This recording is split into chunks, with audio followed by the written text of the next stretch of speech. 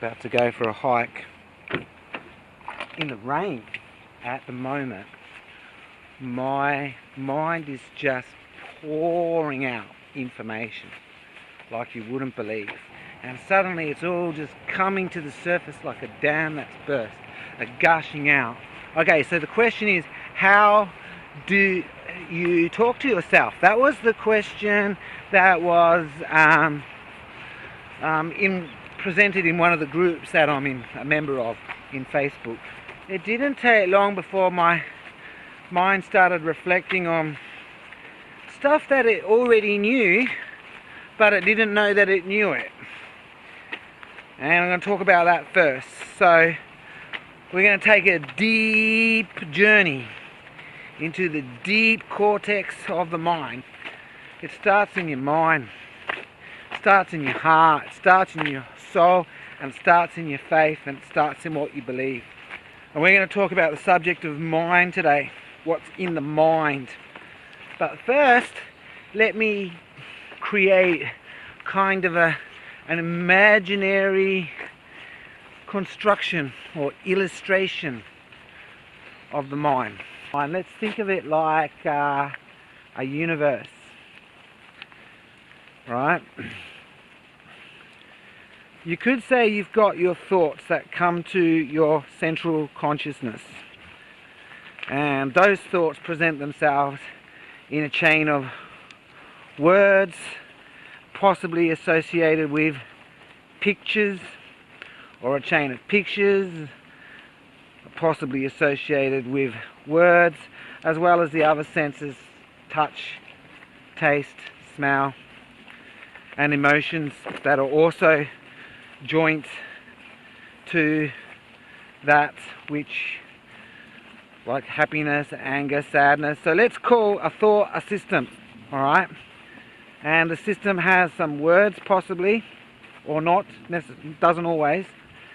It has an idea, it has feelings: sadness, happiness, anger, remorse, disappointment, whatever those kinds of feelings are, that's in the system. It has pictures, it has smell, it has touch.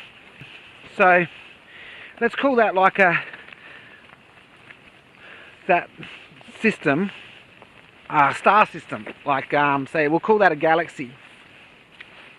You might think of a flower, and the word flower in your head, and you picture little yellow petals and a nice smell, perhaps a bee buzzing around it, alright? And it's all positive. For someone else might be allergic to flowers, and they might have sort of a negative feeling about it, you know, when they think of a flower.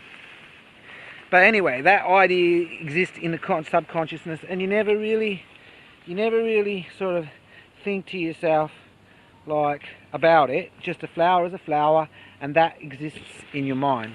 And your mind goes on repeating it to itself day and night, 24/7, not in your consciousness, but right back there in the deep subconsciousness. This is a flower, this is a flower, this is a flower, forever. Now in your mind there's lots of those little galaxies, and they all kind of swirl around in the infinites of your mental universe. Just endlessly. Probably there's more in your mind in thought than there actually is in the universe in matter. Possibly. But they don't all surface in your consciousness. Like, you're not focused on all of that at once. We generally focus on a particular part of it, and we can call that our consciousness. So we have our mind and we have our consciousness, right? The stuff we're conscious of or aware of is our consciousness, and the stuff we are unaware of is our subconsciousness or our mind, all right? But let's look at the engineering of all that stuff. When we examine our thoughts, a simple thought like I like her, or I don't like her, or I like him, or I don't like him, or I like them, or I don't like them, or I like this group, or I don't like this group, or I like these people in this group, but I don't like those people in this group, and so on. Okay, so we have these thoughts. When we discover where all the emotions are come to, and they repeat themselves, and they go on repeating because you had a bad experience. Maybe someone trolled you in that group, or maybe someone in that group, or lots of people in that group remind you of someone else you don't like somewhere else in the world. So you form an opinion, and that opinion becomes another little galaxy and another little system. And we can start very quickly to engineer those things in a more positive tone, which makes our whole life reflect more positively, because we're starting to change the way our mental system works, the mind. We're starting to rather just let our mind go willy-nilly uncontrolled. Alright, I'm not talking spiritual, I'm talking just very plainly. It's very logical and it's very factual. That's if we're living in a good situation, of course. Obviously, if we're starving to death in a third world country and there's like some kind of renegade rebel army that wants to cut our heads off for whatever reason, it might be very hard to see positive things. Right? But in the free world, it could be relatively easy. Okay? To engineer your mind so that it is creating a more positive systems, more positive galaxies, and also to re-engineer the negative ones when they occur by trying to find the positive things in there. My mind is at the moment like bringing a lot of this to the surface. And so I'm just making the video, and as this particular place is messy, but look, you got these nice little flowers, right? So I walked up this trail, and it comes to an end at this boggy, dirty, crappy, trashy area that needs to get cleaned up. That's a fact, right? So I probably won't walk up this trail again. But my mind knows what's at the end of this trail, so that little system comes every time I come to the little turn corner here, and I won't go down this trail again. But my mind will always know there's trash at the end of the trail.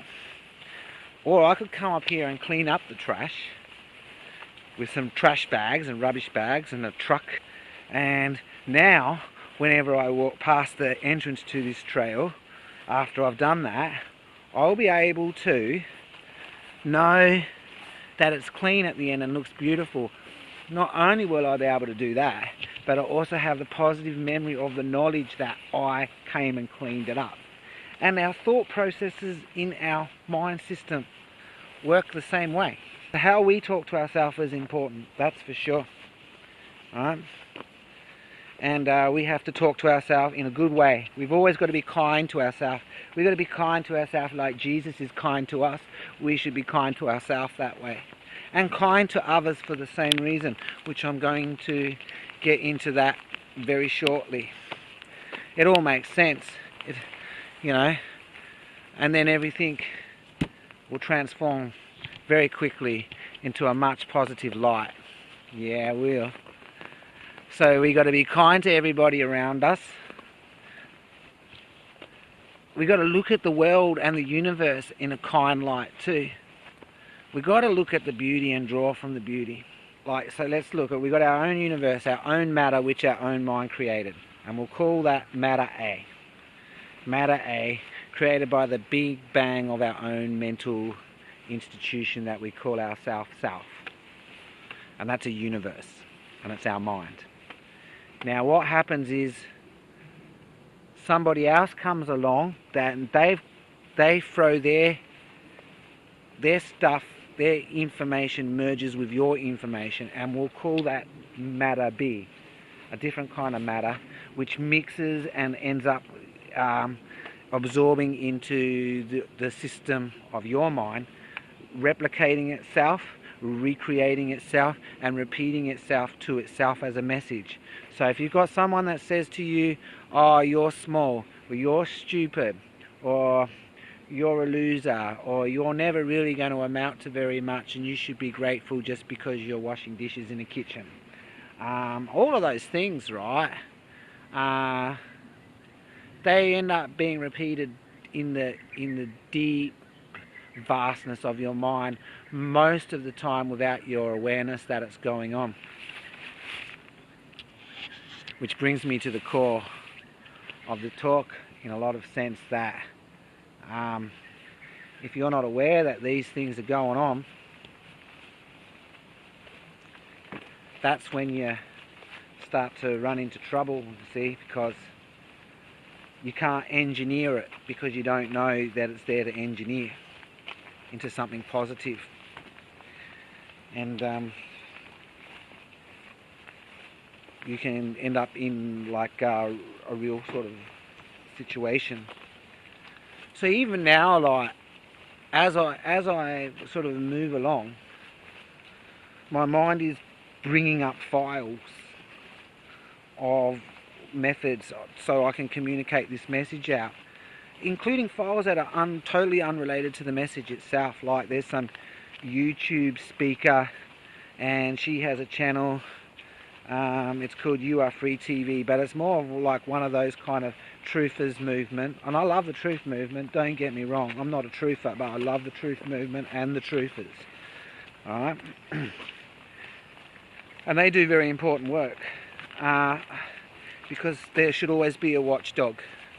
There should always be people questioning. So if you're being told not to question, then you're being put in danger. Where was we? So this particular person had a very sort of calm and relaxed sort of demeanor about her as she talks to the camera. And my mind kind of recalls those files as I'm talking to the camera. And my demeanor tends to mimic her demeanor, which is a positive demeanor. So I allow that into my engineering. It's a calm demeanor. So what I'm saying there is like we allow that positive sort of engineering in, and we have to create a system of defense against those sort of negative engineerings to come into our deep subconscious mind. So we've got to be learning how to engineer our own mind. I guess that's why they don't teach it in school, because they're too busy engineering you the way they want you to be, without you knowing about it. Now we get to this latest subject that we've all been hearing a lot about recently: toxic people. But let's move away from calling them toxic people and just call it toxic influence. I think toxic influence is far better.